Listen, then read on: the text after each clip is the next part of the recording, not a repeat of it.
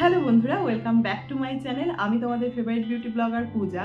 আর আজকের এই ভিডিওতে আমি তোমাদের সাথে শেয়ার করতে চলেছি গরমকালে কি করে তোমরা তোমাদের চুলের যত্ন নিতে পারো। দেখো, গরমকালে আমাদের চুলের একটু স্পেশাল কেয়ার করা উচিত। গরম এলে অনেকেরই হেয়ার ফলের প্রবলেম বেড়ে যায়।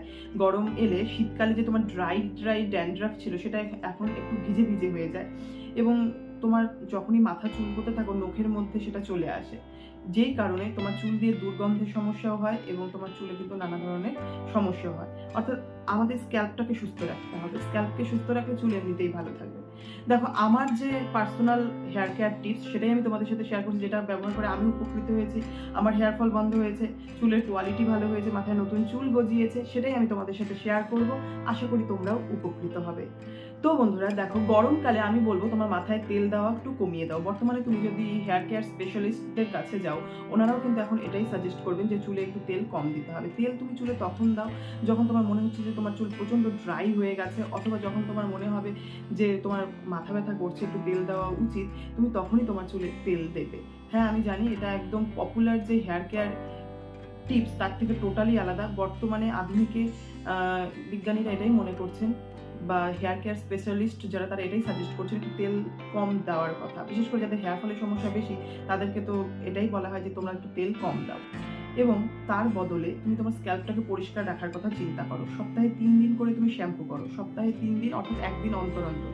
এবার শ্যাম্পু তুমি বেছে নেবে তোমার চুলের কোয়ালিটি বুঝে, এবং এটা তোমার সম্পূর্ণ ব্যক্তিগত একটা চয়েস হতে হবে। যেই শ্যাম্পু ব্যবহার করে তোমার ভালো ফিল হয়, যেই শ্যাম্পু ব্যবহার করে তোমার কোনো হেয়ার ফলের প্রবলেম হয় না, চুল স্বাস্থ্যোজ্জ্বল সুন্দর থাকে, তুমি সেই শ্যাম্পুই ব্যবহার করবে। তোমার স্ক্যাল্প পরিষ্কার থাকবে, চুল সুন্দর থাকবে, এমনিতেই তোমাকে অনেক বেশি আকর্ষণীয় দেখাবে।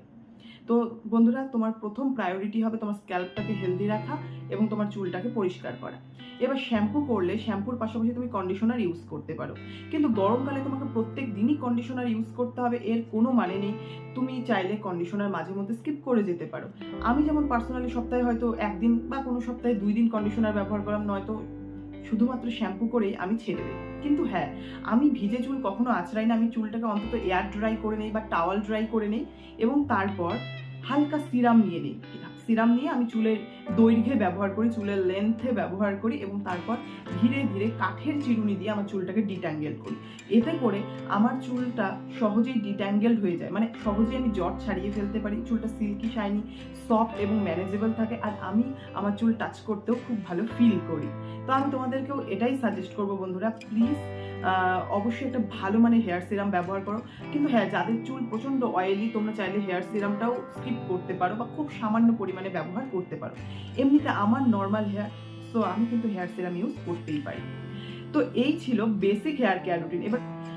এবারে তোমাদের মধ্যে যারা চুলের স্পেশাল কেয়ার করতে যাও, তোমরা যদি অ্যাফোর্ড করতে পারো মান্থলি একবার পার্লার থেকে হেয়ার স্পা করিয়ে নিতে পারো, বা যদি তোমরা মনে করো ঘরে বসে হেয়ার স্পা করবে, ঘরে বসে কি করে হেয়ার স্পা করা যায় সে নিয়ে আমার চ্যানেলে কিন্তু ডিটেইলসে একটা ভিডিও রয়েছে। ভিডিওটার লিঙ্ক আমি এই ভিডিও নিচে ডেসক্রিপশন বক্সে দিয়ে দিচ্ছি। তোমরা ওই ভিডিও ফলো করে সপ্তাহে একদিন করে হেয়ার স্পা করতে পারো, বা তুমি যদি খুব ব্যস্ত হও মাসে একবার করে হেয়ার স্পা কিন্তু করে নিতে পারো। তোমার চুলের 90% প্রবলেম দূর করে দিতে পারে ওই একটা হেয়ার স্পা।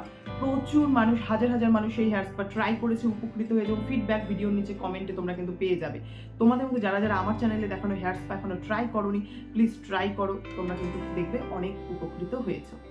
আর রইল হেয়ার অয়েলিং এর কথা। হেয়ার অয়েল দিয়ে বেশিক্ষণ চুলে রাখবে না। শ্যাম্পু করার 1 থেকে 2 ঘন্টা আগে ভালো করে চুলটাকে অয়েলিং করবে, এবং তারপর নর্মালি শ্যাম্পু দিয়ে কিন্তু তোমার চুলটাকে তুমি ধুয়ে নিতে পারো।